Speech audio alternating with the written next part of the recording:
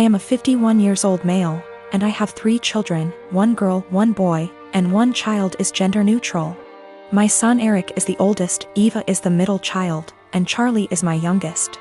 I'm still very new to the whole LGBTQ thing, so please correct me if I say something wrong. Now sadly, when the children were all young, their mother / my wife passed away in a car accident, and I've been raising them by myself ever since, as I've chosen to never remarry since my wife was / is the love of my life. I'll say I'm definitely not a perfect father, but I've done the best I could to raise my children. Now Eva has always been a bit more wild than her other siblings even before her mother's passing. I've tried everything, ranging from having sit-down talks with her to putting her in therapy, as well as taking parenting classes and reading books to see what I could possibly do to help. Therapy did seem to help a little bit, but decided to stop soon after she turned 18. Now let me tell you the story as to why I'm here now. My daughter Eva still lives with me and Charlie as she goes to school, and has definitely been home more due to the pandemic, but has started to go out more now that they are letting up on some of the regulations. Now I was out getting dinner with an old high school buddy of mine when I get a panicked call from my son, who had been at my house hanging out with his siblings. To summarize what he told me, he got into an argument with Eva and Charlie sided with him. Eva became very volatile and even called Charlie a slur, which is a big hell no for me. So I headed home and tried to calm everything down. I told Eva I didn't care about what they had been arguing about, and that she wasn't allowed to disrespect Charlie or Eric like that. Me and Eva ended up now being the ones to start arguing, but I soon shut it down when I realized it wasn't gonna help. I forced her to apologize and took away her car privileges until she could learn to respect her siblings, and I thought it was the end of that. Well, the next morning after work I ended up coming home and finding scraps of papers all over. At first I didn't get it, but then soon found out that she cut up about half a dozen letters her mother had written me when I was much younger. I was livid. I know it was her because I have a couple cameras in my house. I just walked into her room and told her to get out. She was smug and rolled her eyes, but then I yelled, "Get the out of my house," and she realized I was serious. She was crying and screaming, but I had felt sorta numb at that point, and she left with a friend of hers. But now I feel like I was being too harsh, but I wanna stand my ground. She did know about the cameras, but they're really just there for my dog. I am a 28 years old female, and I do babysitting on the weekends to make extra cash. There is one family I definitely should have phased out by now, but the kids are cute, and if I don't have another job, it's easy money. My issue is, the mom is never home on time. She used to not give me return times, but finally I started asking, as it made it impossible to get anything done on the weekends. I'd go babysit so she could go to brunch, but she'd be gone from 11 a.m. to 7 p.m. My whole day was gone. After that, she'd start giving me times but never stick to them. She wouldn't even call to tell me, she'd just stay out. On Saturday, I got to her house at 6 and she was supposed to be home by 9. I told her she needed to be on time because I had plans to go out with friends. I was even getting ready at their house after I put the kids to bed. She promised. Of course, 9 o'clock rolls around and she's not home. I call her, no response. Text, no response. Another hour. Nothing. Still calling and texting. Finally, it is midnight. By this point, my plans are long ruined, but I'm pissed and exhausted. I call her and leave a voicemail saying if she's not home in the next hour, I'm considering the kids abandoned and calling the cops. I also text her this.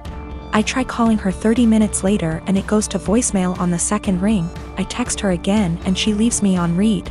If she had reached out saying, "Hey, I'm staying out until X time," I would have stayed. I don't know any of her family nor the father of the kids, so I can't call them. I gave her a grace period of 15 minutes and tried calling again, finally called the cops, non-emergency line. They showed up and I showed our agreement in text from earlier in the week confirming that she'd be home by 9. They tried contacting her, didn't answer.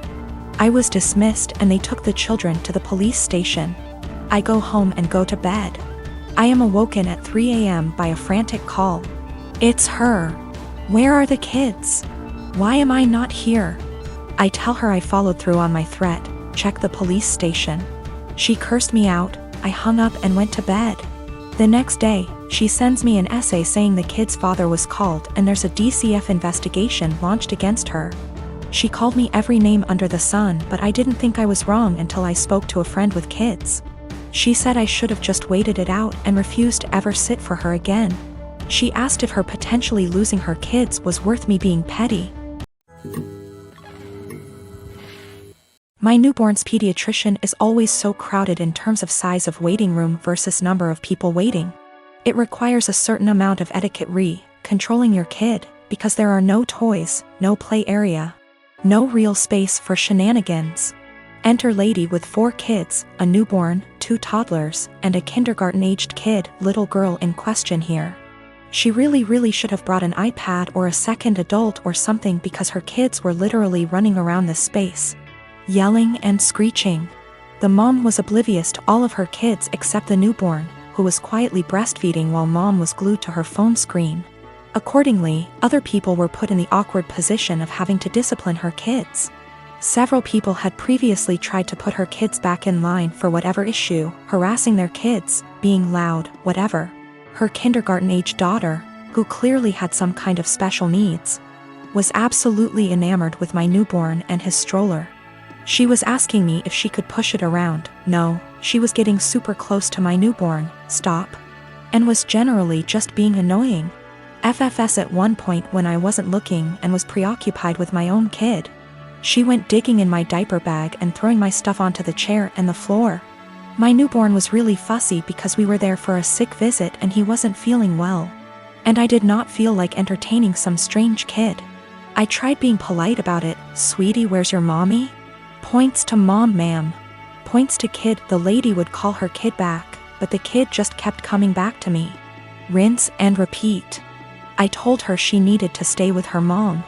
Little punk says I don't wanna and keeps trying to touch my son, my stroller, our stuff. Finally, I'm trying to fix a bottle of formula while holding a screaming baby and listening to this little girl like a broken record. Why is your baby crying? Why is your baby crying? Make him stop. I don't like that, and her annoying self knocks my bottle of formula off the table and into my stroller. So now I'm out formula, kid still screaming, and I have a huge mess that I don't have a great way to clean up. I'm at my wit's end. I raise my voice at this kid. Look what you did. I am not your babysitter. You are bothering me. Get out of my face. People looked at me like I was the biggest on earth. A lady speaking Spanish actually did call me a. The little girl starts crying. I'm not apologizing. The mom confronts me. I tell her she should have been watching her kid, and that's the hill I'm prepared to die on. I was dating my boyfriend for 2 years. We didn't live together but lived on the same street and I was always over at his place. We each had kids from a previous relationship, so I wanted to take the whole living together thing slowly. But we were together all the time and I just maintained my own residence. He commuted for work, and I knew his department got a new secretary. She was younger and married and had recently had a baby. I knew they were work buddies and I even bought a birthday gift for him to give to her. After about a year, she moved to another state. My boyfriend and I decided to move in together and we lived together for a year when I found out that he and that secretary had some type of non-physical but still romantic relationship while they were working together. And that is why she ended up leaving, because they both realized it was not appropriate. I stumbled on old emails between them that were strange, calling each other pet names. He was calling her baby and sweetie in work emails, telling each other that they couldn't wait to see each other at work, meeting up in the cafeteria for coffee every day. He told her he loved her.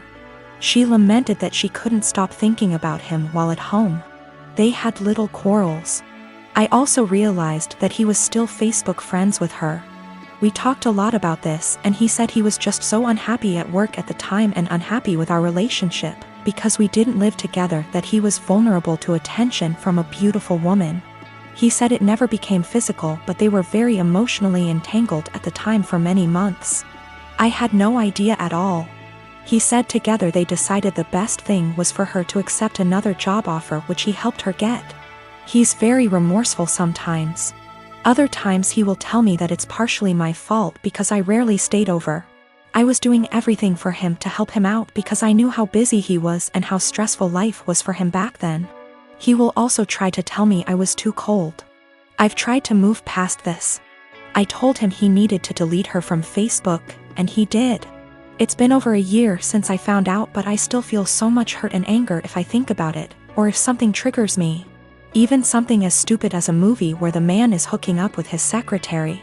It's been over a year of anger, fighting, hurt and drama. The man I thought I was with is not the guy who would speak to his married secretary like that. Should I just give up? I'm tired of feeling this way.